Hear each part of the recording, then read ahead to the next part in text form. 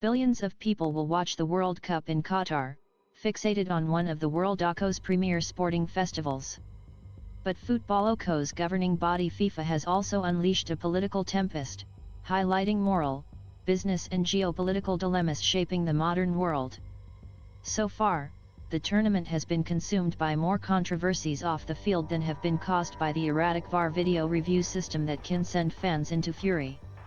Disputes about FIFA thwarting a bid by European teams to support LGBTQ and diversity, women's rights, the treatment of immigrant workers who built air-conditioned stadiums in the desert and the availability of alcohol in the Muslim nation raged since before the opening game.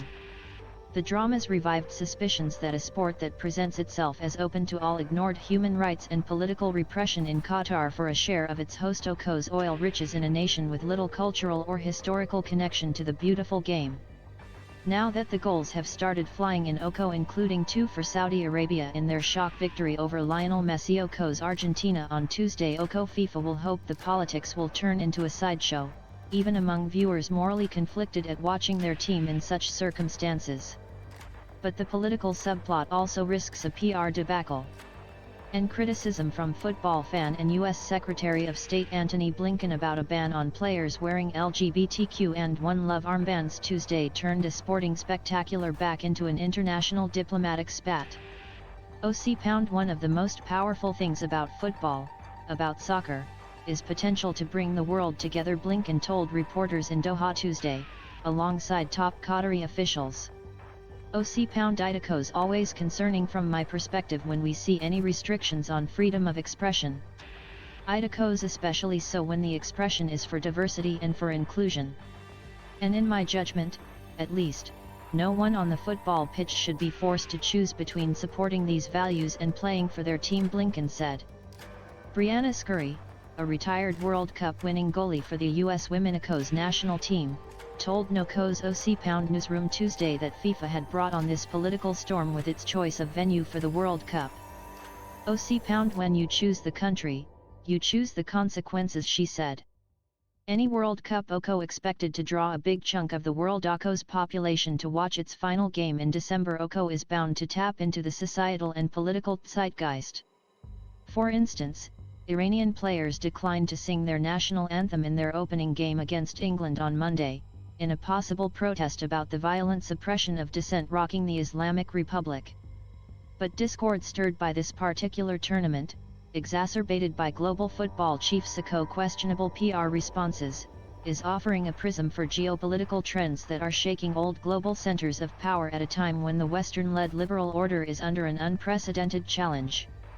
The Qatar World Cup is the most stark illustration yet of how a small group of ultra-wealthy oil and gas giants in the Gulf are using their trillions to buy themselves a foothold among the world's most powerful nations and to create tourism, entertainment, and sporting legacies to sustain them when their reserves of carbon energy are depleted. It also shows how they are prepared to ignore liberal values to get there. The tournament is a test case of the zeal of Western institutions, sporting teams and leagues, cultural institutions, and businesses to grab a share of the gusher of cash coming from the Middle East despite the possible threat to their values. This mirrors a global shift in power and especially financial muscle from the capitals of Western Europe to new epicenters in the Middle East, India, and China. And football, with its massive global appeal, is taking a huge cut. Traditional working-class football clubs knitted into their communities for decades now suddenly find themselves owned by foreign energy magnates. Premier League giant Manchester City was bought by a United Arab Emirates-led group. And Newcastle United is owned by a Saudi Arabia-led consortium, forcing fans to consider, or not, the ethical dimensions of their support for their hometown clubs. Football is not the only sport changing because of this global power shift. Hundreds of millions of viewers in India for the fast and furious IPL Cricket League have shifted the balance of power in the sport from England and Australia. Formula One, which rivals Football's international footprint, now sends its 200 miles per hour racers onto multiple Middle East circuits.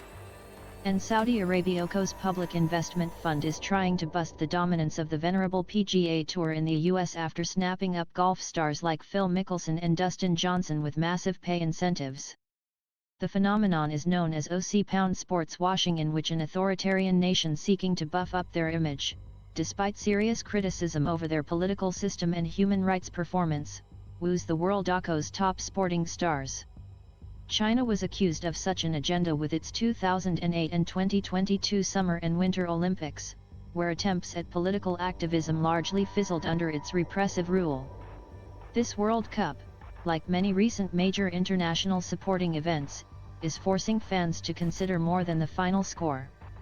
Allegations of corruption in the awarding of the tournament to Qatar, and its predecessor in Russia in 2018, have long dogged FIFA.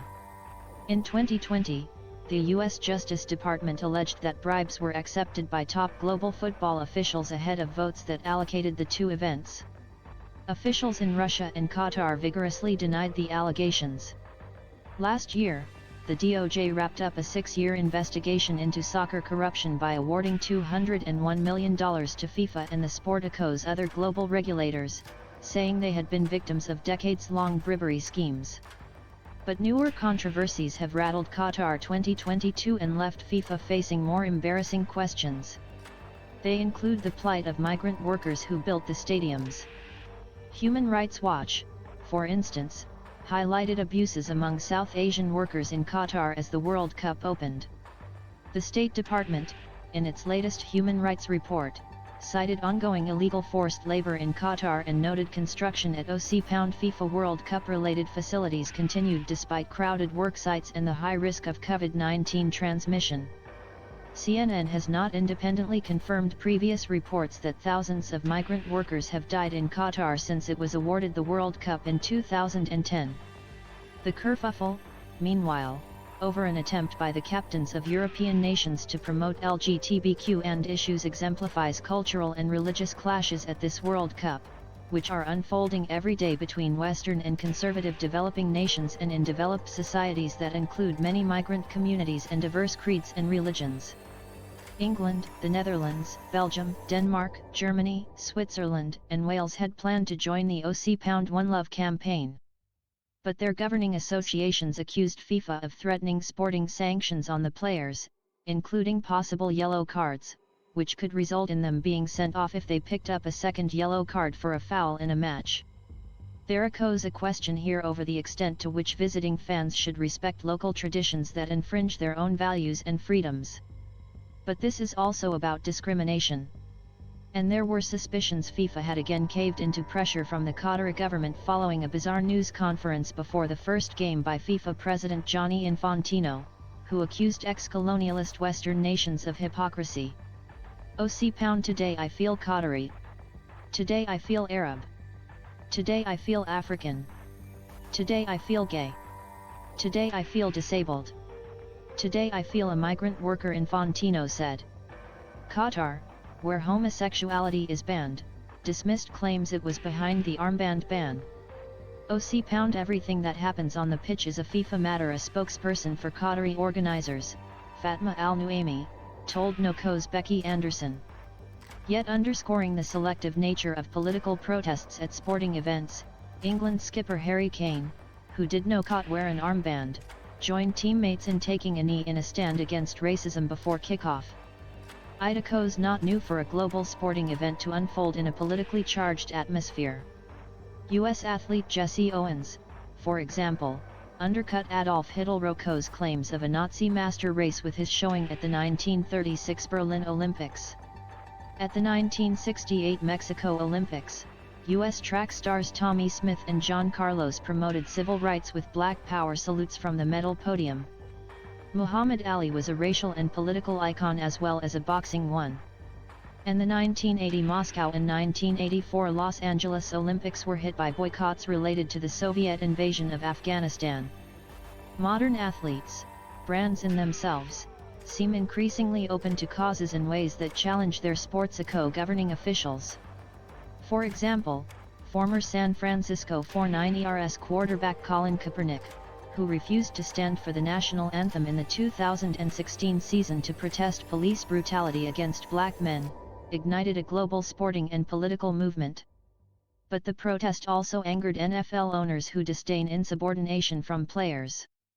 And the fact that Kaepernick is long gone from the league cast doubt on the sincerity of the Sportico's anti-racism campaigns. The NFL also found itself dragged into a potential conflict between its many black players and some of its conservative fan bases, a fact that ex-President Donald Trump exploited by dragging it into his culture warfare. Other leagues, like the NBA, have been more openly supportive of players' political expression. But it toes a thin line. Basketball has also faced criticism over its lucrative business links to China, which, like Qatar, is known for repression. The sense that athletes may be held to higher moral standards than their government is also key to the current feud in golf. Critics have slammed top pros for taking cash from Saudi Arabia, whose nationals made up 15 of the 19 hijackers on September 11, 2001. But the kingdom is a beneficiary of huge U.S. arms sales, and President Joe Biden went there this year to seek more oil production to alleviate high gasoline prices. The next World Cup will likely see even more political activism since it will be hosted in the US, Canada and Mexico. The tournament will also show another way the world has changed. Soccer, despite the 1994 US-hosted World Cup, has struggled to make the cultural leap to become a dominant US pro sport, despite high youth participation.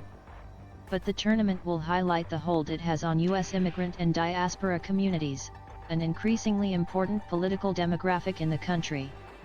Ever since sport went global, IDCO's always reflected social, cultural, and religious trends and conflicts despite calls from purists for it to remain a safe space from politics.